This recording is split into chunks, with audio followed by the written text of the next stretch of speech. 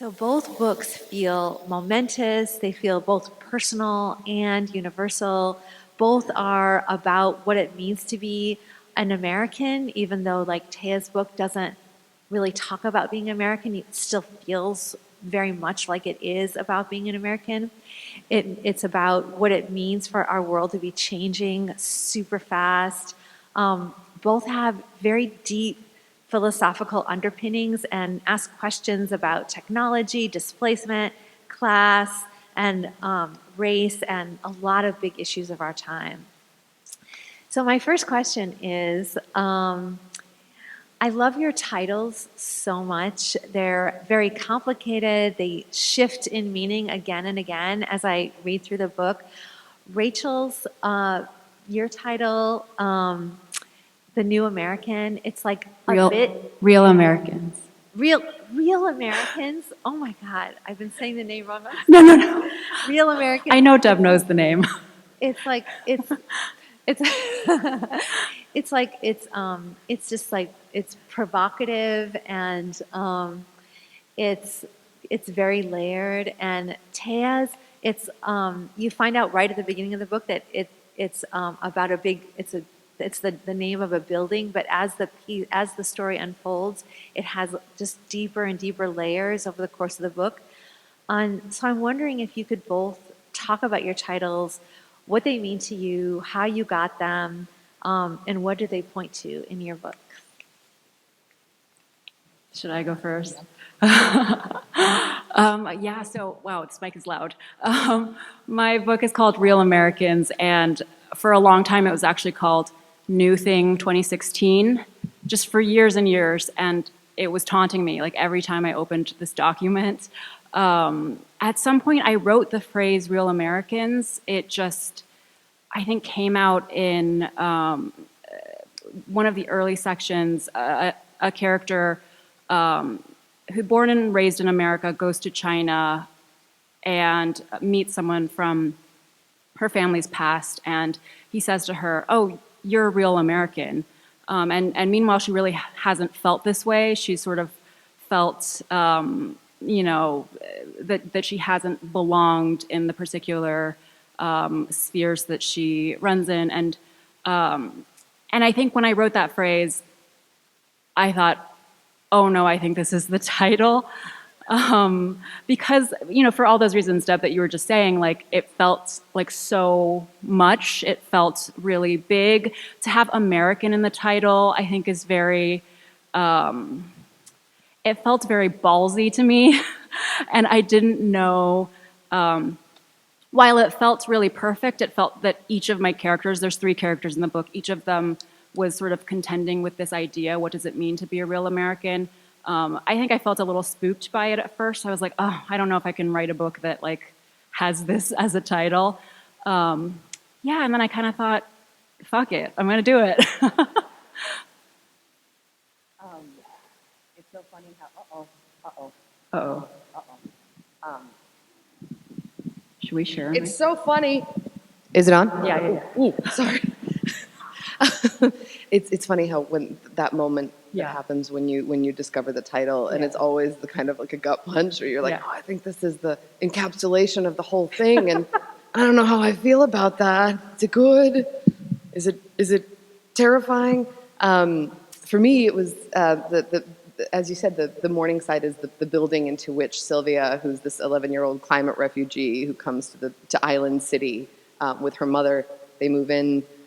It's a former luxury tower. The rest of the city is crumbling, and so is the luxury tower. But there's this sort of idea that money will hold status quo against the rising tide. I don't. I lived in Morningside Heights. This is sort of a like it's a strange. When I lived in New York, I lived in Morningside Heights, and Morningside was the title of a fictional orphanage in a cartoon that I loved as a child. So for me, the word itself, like I had never interrogated the word and like pulled it apart, right? Like this idea of like Morningside, like the morning side of the city, that means the eastern side of the city. Of course, Morningside Heights is on the west side of New York, but never mind. And when I started writing this, so the word to me had these mythical urban associations for a really long time, like that were sort of reptilian since childhood. And when I began writing this book, which I didn't anticipate writing, I had promised something else to my editors, something else was supposed to be delivered, and then the pandemic hit, and this sort of idea of urban crumbling became relevant to me in a way I did not expect. The Morningside was the first name that I applied to the building. It was sort of instinctive. And then the music of it, and I wrote it with the understanding that I would change it. I had a real moment of like, oh, this is supposed to be a fictional city, like Gotham, New York, not New York, New York. And so I'll come back to this. But the problem was, and I'm sure that you both experienced this too, like as you start to write the sentences, the syllables in the name become tied to the rhythm of the sentence. So when you go back to change it, it has become part of the story's DNA in a way that actually doesn't allow for removal or change. And in the end, I pulled it apart and was like, more like this idea of rebirth, I think, is interesting and actually relevant to the book. And that's how it ended up being the title. Oh my God, I love that so much. Rachel, I love what you're saying about it does, the title does feel like you're like claiming space in this really like forceful, energetic, like celebratory way. And I love, Téa, the way that you're talking about the title, like you're talking about like sentences and syllables and sound, which of course that's like my area completely, and how intertwined that was for me when I was reading it, the Morningside. I kept thinking about like that there's so much like loss in the book, and then but all of these people are like on this island that like represents, like is New York, maybe not New York, like we're like far in the future, and you're feeling like the dawn might be coming, and everyone keeps looking to like, are things going to be okay? Is there going to be a new rebirth, and animals are going to come back, and the tides will recede, and so I kept feeling like are we on the morning side yet? Are they there? And so that leads me to my next question, which is that both of the books have these like speculative or fantasy elements in it. In Téa's, the fantasy is so deeply seeped into every pore of the book that some of the passages read almost like fairy tales or like tales of the end times. And in Rachel's, the speculative element is so much sneakier. Like it's there, but you kind of almost keep forgetting about it, but then it keeps coming back, and it feels like it's this standoff between like tech and this like ancient wisdom, or this ancient like seed, which I don't want to give anything away, even though it's right on the first page of the book. But I'm wondering if you guys could talk a little bit about like what were your choices about that? What kind of drew you to speculative writing in this book? And also, could you talk about the role of technology in your books?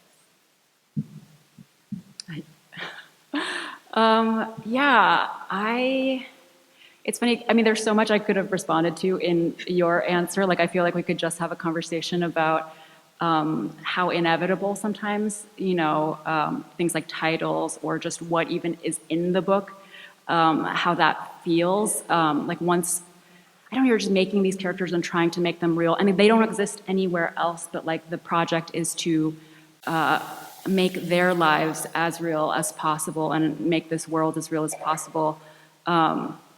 It's funny because I really resisted the magic in the book. There is magic in the book. There's also a lot of science. And I think from the beginning I thought, this is a book about science. There is a scientist character. It's really specifically about genetics and biology. And as I wrote it, there was this weird thing that kept happening to each of the characters. each of these three characters experiences time in a weird way. It sort of starts and stops, or it feels longer, the moment feels longer than it is.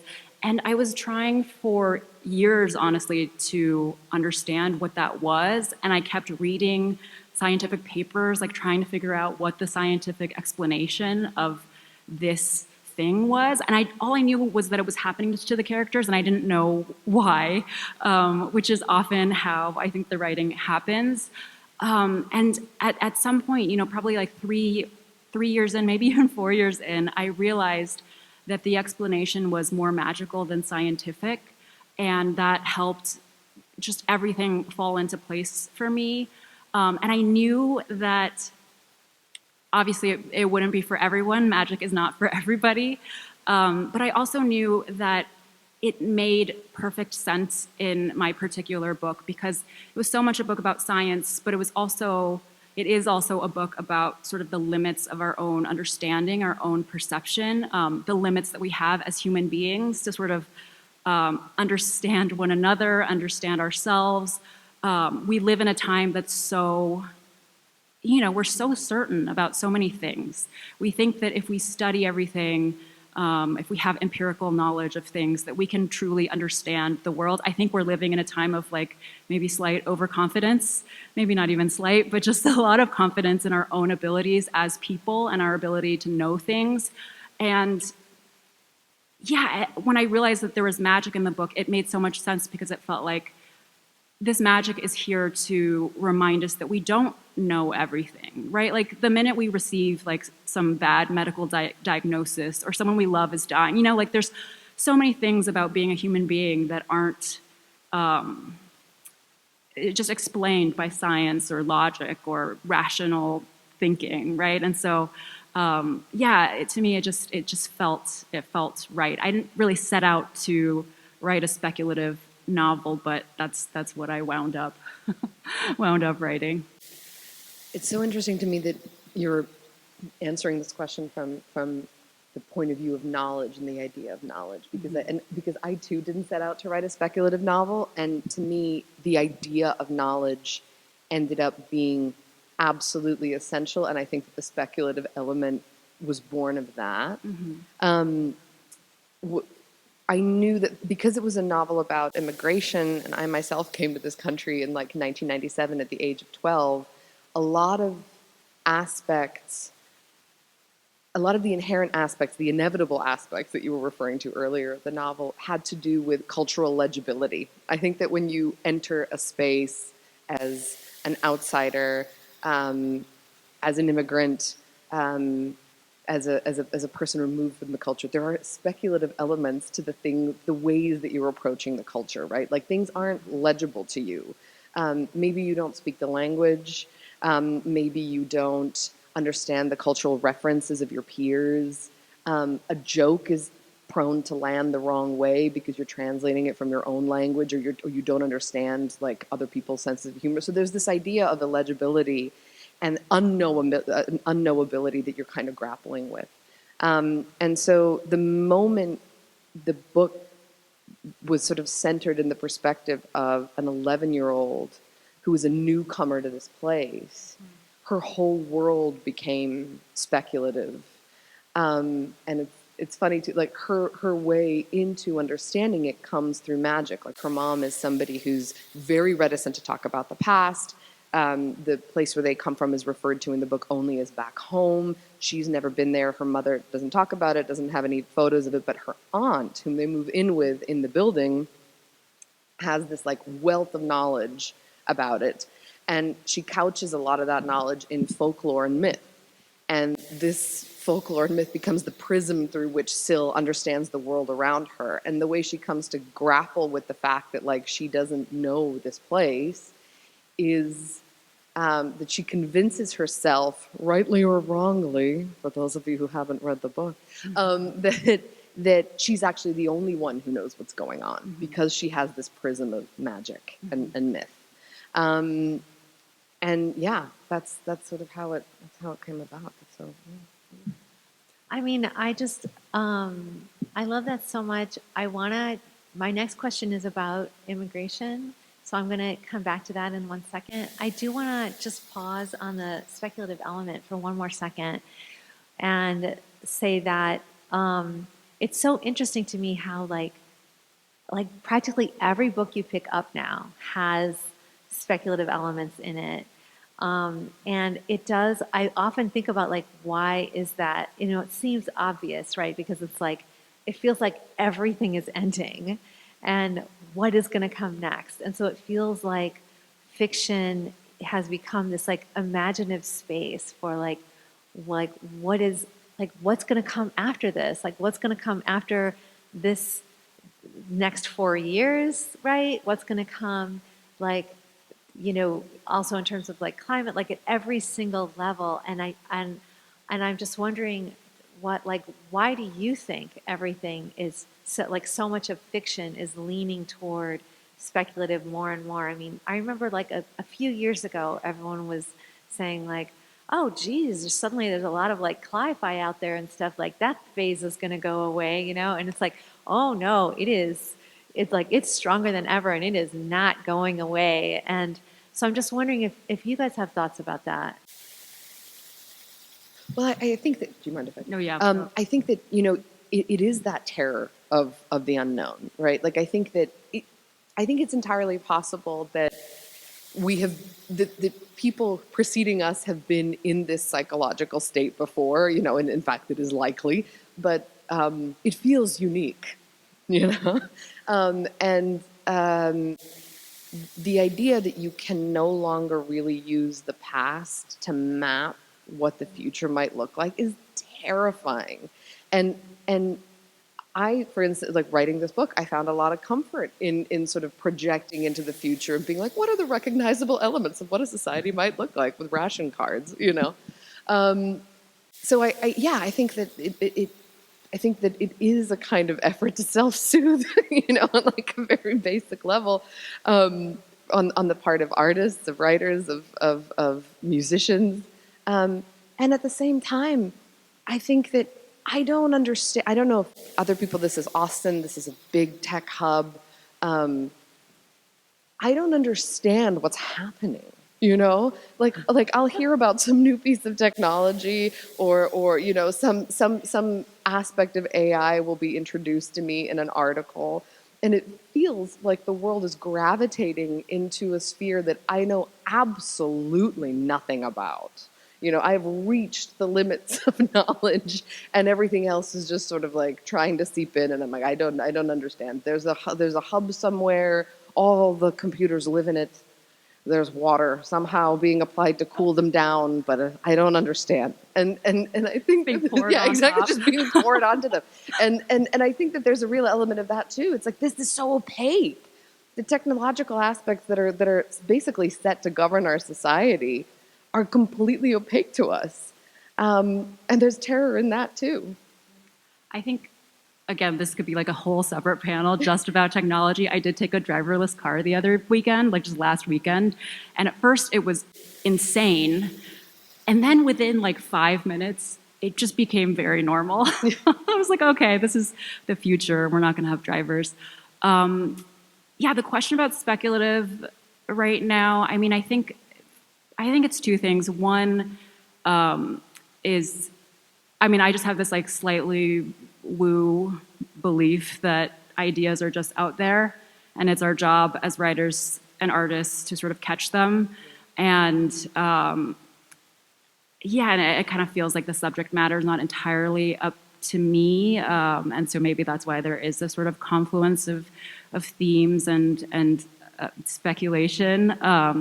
And the other thing is, I just think it's fun. Like, it's really fun to use our imaginations to really imagine, like fully imagine wild and, you know, out there premises. Like, I think I'm going to make this segue into the immigration question easy for you, in that, you know, I'm also an immigrant to this country and came when I was 2 years old.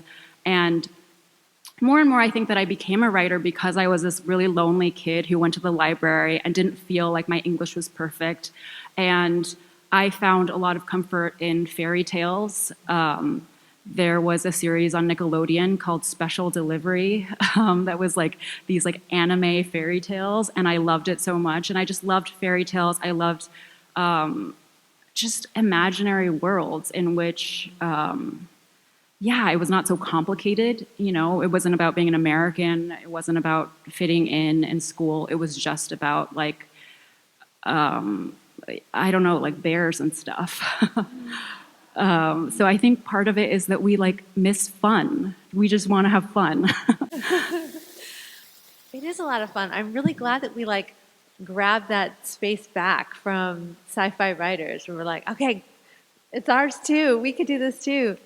I'm so like I'll just say something else about immigration and see if you have anything else to say, which is that I have to say like your two books are some of the most just like layered and complex and like beautiful and feel like urgent depictions of immigration that I've like ever read in my life. And I've read plenty of like immigration books, you know, books that deal with immigration. And like Rachel, when I think about your book and all, like we see it from so many different sides. And if you haven't read the book yet, I'm not going to give anything away, but I will say that it feels like you're moving backward through time. Like you start, you know, the very first little bit you don't, but like very quick in the book, you are like rooted in the United States. And then by like late in the book, you are like going backward and crossing oceans. And I'm not going to give anything away, but it's almost like we're getting the reasoning for so many things like late in the book. And it feels like my layers of understanding of what's happening are matching along with the book in this just rhythmic way that feels really complicated and profound and deep. And Téa's as well, it's like it's not like mapped onto like Yugoslavia or China or anything like that. It's like this imaginary immigration, these imaginary wars, these imaginary terrible people who did terrible things and drove other people, to flee and emptied spaces. And it's it feels so emotional and then there's like hiding language and so I'm just wondering like just what was the question that I wrote? I guess I just asked about like your interest in writing about about immigration. I mean, you have talked about it a little bit, but is there anything else that you want to add after the things that I said that kind of sparked your thinking?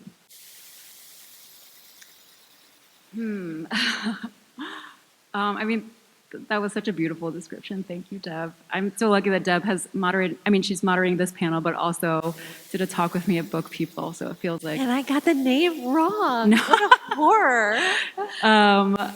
Yeah, I think I only have the experience that I have, as someone who came to this country when I was 2, and in fiction. I mean, just in general, I'm so curious what it's like to be other people, what it's like to have lived here for longer, to not have lived here for longer, right? I'm really curious about my parents' stories, for example, and my grandparents' stories. And, like the character you said in your book, like I come from a family where people are reticent to talk about things and they're like, why do you want to talk about that? Like, I think in that way, the immigrant story maps on really neatly onto the American story, where both cultures want to look forward and not necessarily back, because, maybe unsavory things in the past, maybe traumas. And so, I think a book is a way to try to inhabit these other voices and these other perspectives. And so for me, specifically in the novel, I got to write a character who was maybe a little bit closer to my perspective, being raised American, being raised here, and then her son, the next generation, and also her mother, who came to America from China. And I'm sure I didn't get it exactly right, but at the same time, there's such a variety of individual experiences, right? These characters are not meant to represent like, oh, this is what it's like to be first generation, second generation. They're just these imaginary people that I really, lived with for a long time and really imagined myself into. And I think, it was a way for me to just I don't know if understand is the right word, because it's not like it's like, oh, now I understand every generation of immigrant. But I think it was just an effort to sort of, put myself in those positions a little bit more. I love that so much, and it resonates so deeply with me too. And I think that there's one of the things that I think I've discovered in among my friends is that the universality of that reticence to talk about the past, particularly among immigrant parents. And it kind of doesn't matter, in my experience, and the stories that I've heard too, like where you came from, when you came, under what circumstances. There is this idea of leaving the past behind. Mm-hmm. Someone asked me in the context of this book during an interview, do you think that children have the right to their parents' stories? Mm-hmm. And I was like, uh-huh. And it was a strange question that had, not strange as in like, what a weird question. It was a question that took me by surprise. And I hadn't thought about it from that angle, because I think that there is this sort of idea as a writer that you're like, well, there's a story and I'm gonna put on its skin, I'm gonna wear its skin. And not creepy at all. Yeah, exactly. I think for me, writing about immigration in a way was trying to get into the complexity, into the particulars of how much more complex the already complex parent-child relationship can be when someone is really trying to hide the past and someone is really trying to get at it in order to understand the context of their world. That's such an interesting question about who has the right to what story, because I think also, I think a lot about just the way that we present ourselves, obviously, and the way we tell our own stories, and how those stories are not maybe fully representative of who we are. There are things that obviously we want to hide, parts of our past that are shameful. And I think in a novel, there's this attempt to get at like the real story, right? Like what really happened, what happened that this character doesn't want another character in the book to know about, and you get to kind of see almost a truer story, because there are things that these people are hiding from one another. Okay, I have one more question, and then we're going to open it up. I will say that my answer to that question that woman answered, that woman asked you, is yes, you do have the right. I would say absolutely, you have the right to your parents' stories. I'll just put that out there, and we could talk about that over coffee. My last question is, it seems to me like both books are asking this question that felt really urgent to me, which is, how can I escape what was supposed to be my destiny?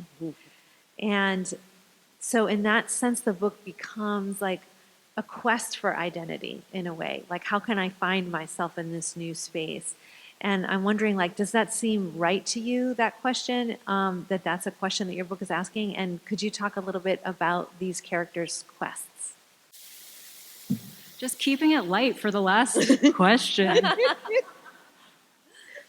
I think that is accurate. Like that's one of the questions that my book is grappling with. And I think that, I don't know. I wrote this book with that among other questions in mind, and I don't really have the answer. I think that, we're all born into a certain set of circumstances. We have the parents that we do. We're born in the country that we're born in, but we have a lot of agency also, and we get to decide certain things about our lives.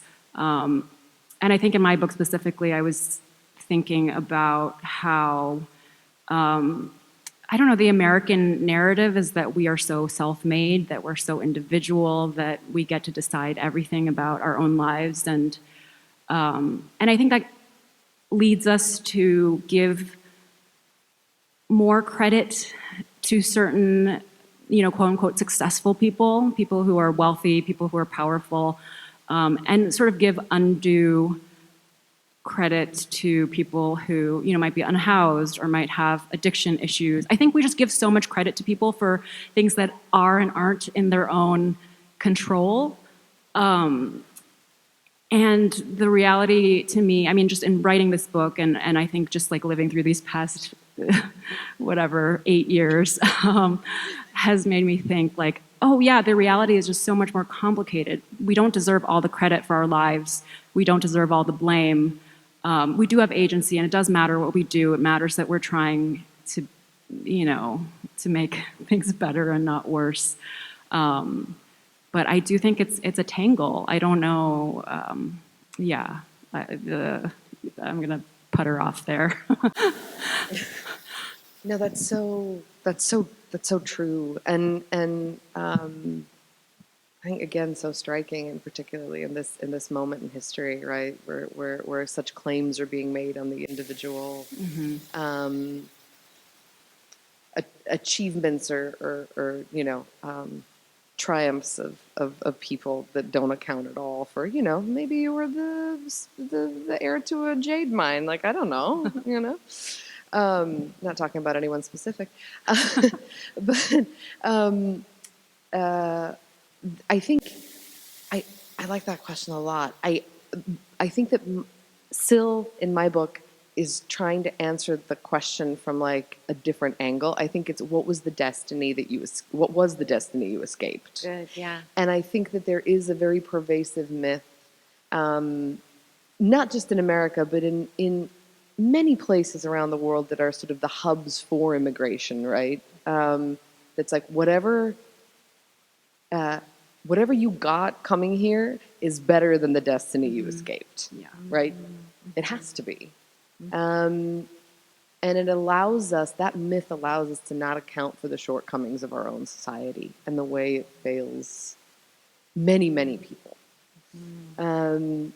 So I think Syl's curiosity about that destiny that she escaped is kind of the driving force behind the book, and her mother's approach to it is more questioning. I think her mother is like, we escaped the destiny, but like, what did we embrace instead? Yeah, and I think about Syl, and I'm going to open it up. I do think about Syl, and I think this character, she has she's landed in the Morningside. She's escaped from an area that has is no longer habitable, and but she doesn't have choices there. It's like everyone's just trying to like keep her out of school. Like she doesn't have, so like it feels like the destiny that's being forced upon her is just like poverty, no education, like no opportunities, So I think about it in both ways. Like, what is the destiny that she escaped from, the place that she had to run from, and how can she escape like the destiny that is being laid out for her in this place that wasn't her choice to be in. So yeah, I think destiny again is like, I don't know, this probably related to this like immigrant experience too, just this feeling of there was a trajectory, but the trajectory changed, right? And I think that I think everyone has this feeling, right? Like, what if I had not married this person? What if I had gone to this college instead of that one? Like the sort of different doors you could have taken. And for an immigrant, it's like so, like that question is so present, like from the beginning. It's like, who would I be if I hadn't come to this country? I would be someone entirely different. I don't know, actually. I have no idea. I don't know, would I be a writer? I don't know any of these things. And I think of this book, I think we're both, are we in our 30s? Or we wrote these books in our 30s? Yes. Yes. I don't know.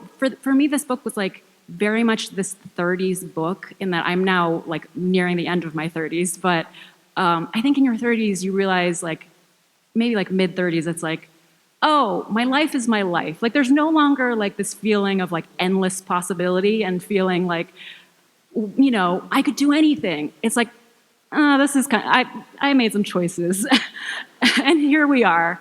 And I think that feeling of like doors closing and your life sort of proceeding forward, and yeah, just like the narrowing of possibility is kind of something that I was grieving a little bit in this book, but also like, yeah, coming to terms with in a beautiful way. It's like, okay, this is my life, and I just have so many years left, and it's actually fine not to have limitless potential forever.